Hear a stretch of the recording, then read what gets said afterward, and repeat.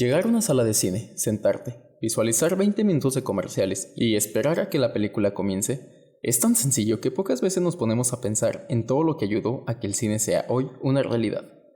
Pero descuida, te ahorraré todas las búsquedas y como buen dicho de señora chismosa, aquí estoy yo para contártelo. Sin más preámbulos, yo soy Antares Álvarez y esto es Historia del Cine. Hablar de cine es complejo, y más entrando en un contexto histórico, pues todo lo que ahora abarca el séptimo arte es una odisea de conceptos, marcos teóricos, ideas e inventos que se han ido afinando y evolucionando con el pasar de los años. Es por esto que encontrar el hilo de cuándo empezó todo puede llegar a ser confuso. Por eso me di a la tarea de buscar una solución a esto, y a la manera más simple de ordenar acontecimientos históricos, les presento la línea temporal de eventos e inventos precursores de la industria cinematográfica. Sí, ya sé que es un nombre largo, pero no se me ocurre otra cosa. Si miraste el capítulo anterior, Orígenes Primitivos de Historia del Cine, recordarás que hablé acerca de la asombrosa idea humana de capturar el movimiento a través de medios mecánicos. Pues bien, podemos decir entonces que el origen de todo se encuentra en las pinturas rupestres. No se sabe a ciencia cierta cuándo empezó este deseo de reproducir la realidad a través de expresiones artísticas, ya que los nuevos hallazgos arqueológicos y la implementación de métodos de datación más modernos y precisos ayudan a recopilar información que antes no se tenía, por lo que resulta difícil obtener una fecha absoluta para dichos eventos. Aunque tomando en cuenta la datación más actualizada, podemos etiquetar aquellos eventos en la Edad de Hielo, aproximadamente hace 40.000 a 14.000 años atrás.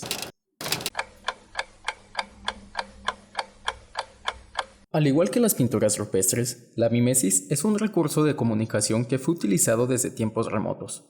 Dicho recurso se trata de imitar o asemejarse a algún factor de la naturaleza, para que con ello se envíe un mensaje.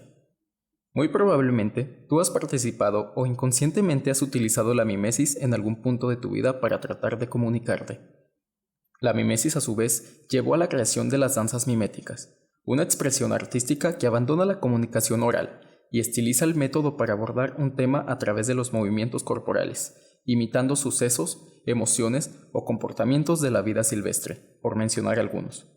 El baile está presente desde la prehistoria, por lo que podemos encasillarlo perfectamente a la par de las pinturas rupestres, ya que la historia de ambas es larga y compleja, y es muy probable que se hayan desarrollado de forma paralela.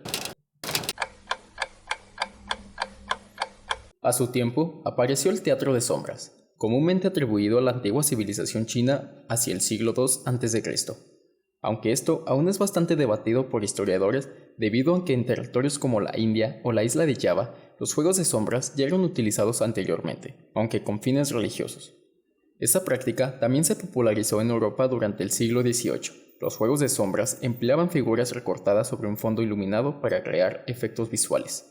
A pesar de que no se tenga la certeza de dónde o cuándo surgió esta práctica, hay algo que es evidente, y es el papel fundamental que los juegos de luces y sombras desarrollaron en diferentes culturas para estimular la fantasía e imaginación de los individuos, así como la técnica de proyección utilizada en esta práctica que posteriormente se convertiría en el modelo estándar de una pantalla de proyección: luz contra un fondo blanco. La combinación de conceptos y tecnologías antiguas y medievales ayudaron al desarrollo de la cámara oscura. El filósofo chino Mo Di, así como los griegos Aristóteles y Euclides, ya habían estudiado el comportamiento de este fenómeno óptico durante los siglos V y IV a.C., pero el tema no se quedó ahí. Durante la época renacentista, artistas y científicos también abarcaron el tema e hicieron aportes de gran importancia para el entendimiento del fenómeno. Leonardo da Vinci se involucró en el tema con su análisis de la visión humana y el estudio de la luz y la sombra, e incluso una cámara oscura. Johannes Kepler centró su contribución en la óptica, en el desarrollo del telescopio kepleriano y su tratado Astronomiae Pars Optica. Ambos aportes fueron importantes pues sentaron las bases para el posterior desarrollo de la óptica astronómica y la teoría de la luz. Por su lado, Athanasius Kircher también jugó un rol importante dentro del tema con el desarrollo de la linterna mágica, de la que hablaremos más adelante. El perfeccionamiento de la cámara oscura siguió en pie hasta el siglo XIX, utilizándose como herramienta artística y científica, así como de base para diseños de nuevas tecnologías y procesos hasta llegar a la invención de la técnica fotográfica. Este artefacto se basaba en la proyección de imágenes pintadas sobre placas de vidrio, utilizando una especie de cámara oscura.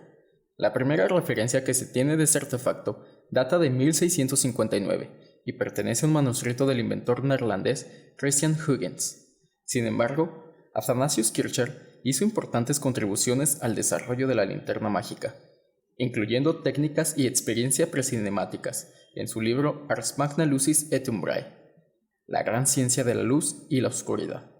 A partir de entonces, el artefacto fue sufriendo varias mejoras y se desarrollaron nuevas técnicas que culminaron en la optimización del funcionamiento de dicho invento.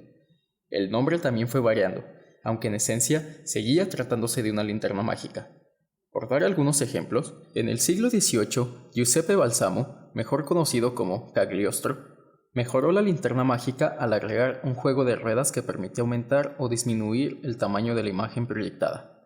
En 1780 surgió la denominada lámpara de Argand, la cual fue añadida a la linterna mágica en la década de 1790. La sustitución de la fuente lumínica por la lámpara de Argand mejoró la iluminación y redujo el tamaño de la linterna. Durante el mismo siglo XVIII se le adaptaron las transparencias de color. Esta modificación permitía variar la luminosidad y crear efectos visuales más realistas. También surgió la proyección simultánea de placas, la cual abrió paso a la superposición de imágenes en placas de vidrio, lo que permitió reproducir el movimiento. Esto significó un anticipo a la tecnología cinematográfica. El encadenamiento y superposición de imágenes también se desarrolló durante el siglo XVIII. Estos mecanismos permitieron crear secuencias de imágenes que parecían moverse, mejorando la capacidad de la linterna mágica para contar historias visuales. Y por último, ya avanzado el siglo XIX, en la década de 1860, apareció la lámpara incandescente. La invención de dicha tecnología mejoró aún más la iluminación y nitidez de la imagen proyectada en la linterna mágica.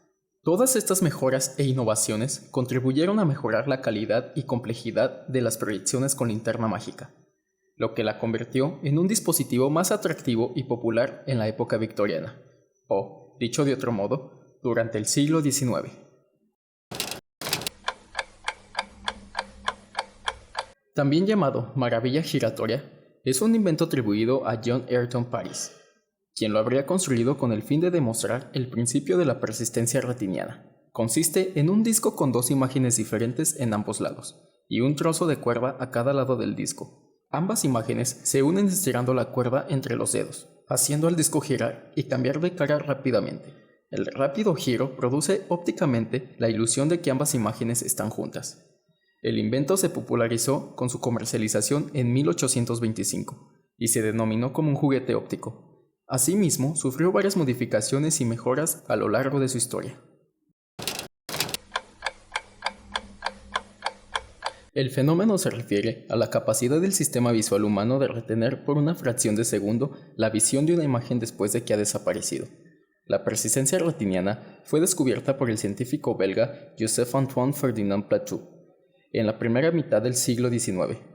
Posteriormente, fue estudiada y confirmada por otros científicos, incluyendo a Max Wertheimer, quien desarrolló la teoría del fenómeno Phi. A pesar de la gran importancia que acuñó esta teoría en el mundo del cine, es importante aclarar que en la actualidad aún hay un debate acerca de la veracidad de la teoría de la persistencia retiniana, pues los críticos de este fenómeno óptico argumentan que la facilidad con la que la teoría puede ser comprendida ha provocado que ésta sea la utilizada para explicar el fenómeno. Según ellos, en experimentos como el zootropo, lo que persiste no es la sensación de movimiento, sino imágenes borrosas superpuestas. ¿Se trata entonces de un mito perpetuado por los medios de comunicación y las diferentes industrias ligadas a ello? Aún no se sabe, pero es interesante saber cómo en la actualidad se sigue sin entender el funcionamiento de nuestro cuerpo. Sean o no verídicos los fundamentos tratados dentro de la persistencia retiniana, no se puede negar que este descubrimiento sentó una base muy importante en las teorías de las ciencias cinematográficas, pues a la par de su estudio se desarrollaron diversos artilugios que abrieron un abanico de posibilidades y entendimiento para la posterior invención del cine. Tras el descubrimiento de Plateau, la construcción de artefactos para la investigación científica comenzó a proliferar, y en subsecuencia, los editores mercantiles vieron un atractivo dote comercial en dichos inventos, los cuales comenzaron a inundar el mercado con aquellos maravillosos artilugios. El matemático austriaco Rita von Stampfer desarrolló en 1829 lo que se cree fue el primer dispositivo que permitía mostrar imágenes en movimiento. Este artefacto consiste en un disco giratorio con imágenes que representan fases de movimiento y una lámpara de luz intermitente denominado estroboscopio. El usuario podía regular los intervalos del estroboscopio para así obtener la ilusión de movimiento al proyectar la luz en el disco giratorio. En 1832, el mismo Joseph Plateau inventó el fenaquistiscopio, un disco con múltiples imágenes que al girar a una velocidad adecuada mostraba una animación fluida. Dicho artefacto fue presentado comercialmente en 1833 y supuso un éxito de ventas inesperado. En 1834, William George Horner creó un artefacto al que denominó en un inicio como Daedalum. Más adelante sería conocido como zootropo, un cilindro con ranuras a través de las cuales se podrían ver imágenes secuenciales que creaban la ilusión de movimiento al girar el cilindro. El físico escocés David Brewster creó este artefacto en 1849 con el fin de demostrar las teorías retinianas. Su función emplea efectos de profundidad y perspectiva para generar la ilusión de una imagen tridimensional. El efecto se logra gracias a la separación de sus dos visores, que emulan la separación de los ojos individualizando la vista de cada uno. Dentro de la caja de madera se encuentra una imagen estereoscópica, separada por una placa transversal. Al visualizarse, el cerebro interpreta ambas imágenes como una sola, generando la característica ilusión tridimensional. Durante 1877, Émile Reynaud mejoró el funcionamiento del zootropo utilizando espejos en lugar de ranuras para reflejar imágenes en movimiento. Esto mejoró notablemente la nitidez de las imágenes y al mismo tiempo dio un avance en la animación secuencial. Tras años de estudios y dedicación en el área de la fotografía, Etienne Jules Marey destacó en el desarrollo y mejora de las técnicas para capturar secuencias de imágenes fijas de sujetos en movimiento rápido, utilizando múltiples exposiciones en una placa fotográfica para estudiar el movimiento. A esta técnica se le nombró cronofotografía. En 1889, George Eastman, fundador de la Eastman Kodak Company, introdujo al mercado un producto que revolucionaría la fotografía, la película de rollo flexible. El producto, hecho de un celuloide, permitió la captura de múltiples imágenes consecutivas. Este invento sustituyó las placas de vidrio y posteriormente se aplicarían los proyectores cinematográficos.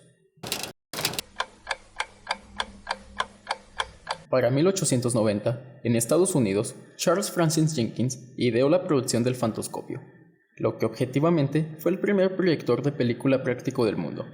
Esta máquina fue la primera en dejar quieto un fotograma de película para ser iluminado el tiempo suficiente antes de avanzar la secuencia del próximo fotograma. A la par de Jenkins, en otros lados del mundo ya se empezaban a emplear conceptos similares para la proyección de películas, los cuales veremos en el próximo video. Como dije, hablar de cine es algo complejo, ya que su inicio se marca en 1895, lo que para mí solo es el año de inflexión de la industria.